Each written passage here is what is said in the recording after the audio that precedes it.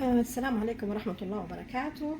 معاكم أمل من قناة طبختك مع أمل، وكل عام أنتم بخير، كل سنة وأنتم طيبين، رمضان مبارك إن شاء الله. اليوم أول يوم في رمضان، وحنسوي السوبيا.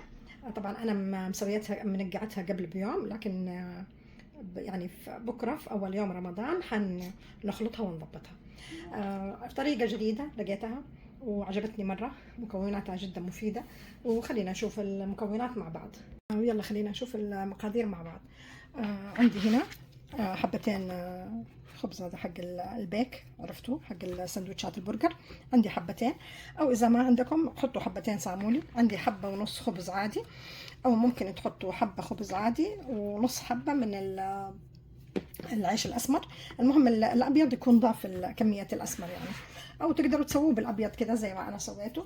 عندي هنا ملعقة كبيرة ممسوحة قرفة مطحونة، ملعقة كبيرة ممسوحة هيل مطحون، عندي ملعقة كبيرة شوفان، وعندي هنا فنجان صغير سكر، وعندي 3 حبات تمر، وعندي نص كوب مليان زبيب، اي نوع تحبوا، احمر ولا اصفر.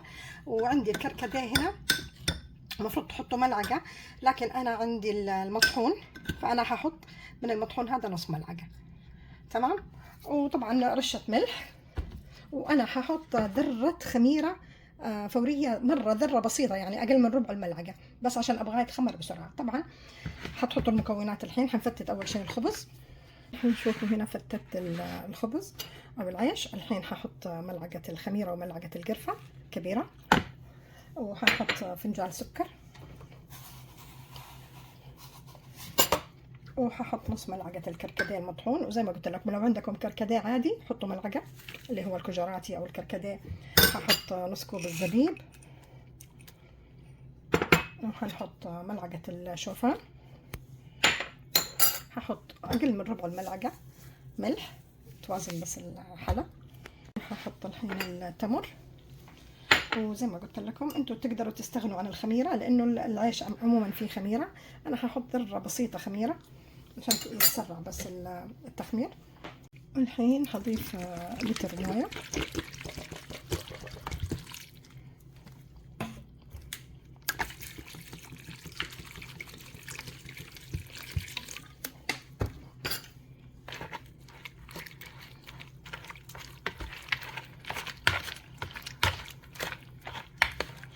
الله ريحة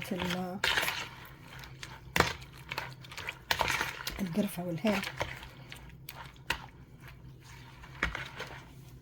هضيف شوية موية كمان، حاسة ما غطاها يعني لتر وأقل من الربع.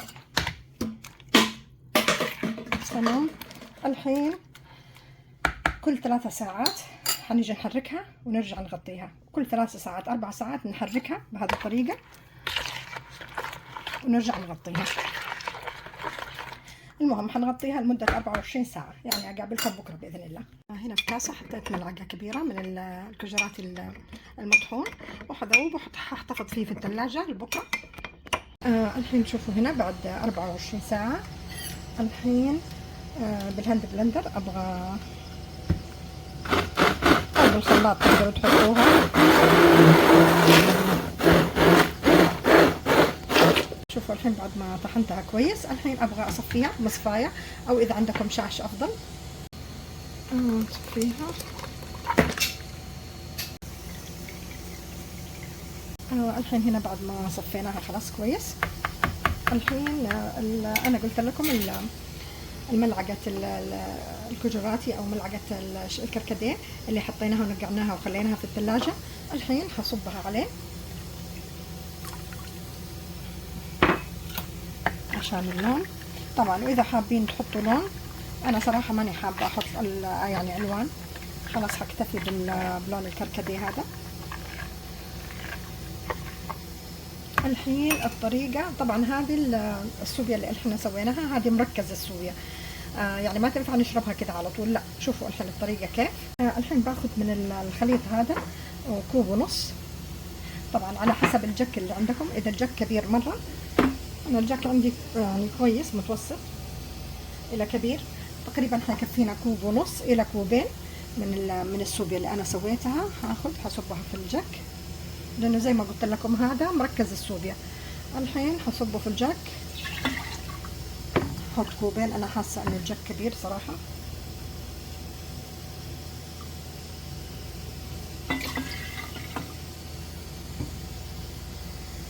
شوفوا الكميه اللي حطيتها. الحين هحط لها سكر، اذا حابين ستيفيا او اذا حابين السكر العادي، طبعا السكر حسب الرغبه. والحين نصب المويه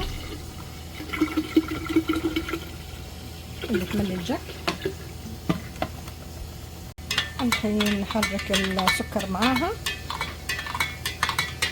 ونحطها في الثلاجة تبرد. طبعا زي ما قلت لكم على حسب الجك، إذا حسيتوا إنه الجك كبير وحسيتوها خفيفة تقدروا تزيدوا من المركز هذا، وإذا حسيتوا أنها كويسة خلاص كده يكفي.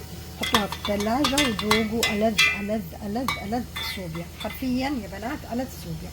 طبعا هذا الباقي أنا هفرزه في الفريزر، كل كاستين أو كاستين ونص هحطهم في كيس عشان الجك كبير يعني. احنا حطينا لهذا الكاستين، كل كاستين هحطهم في كيس وهفرزها. الكمية الباقية زي ما قلت لكم، شوفوا حطيت هنا كوبين في الكيس، هقفله كويس وهنفرزه. وهنا بعد ما بردت وحطيت شوية ثلج في الكاسة.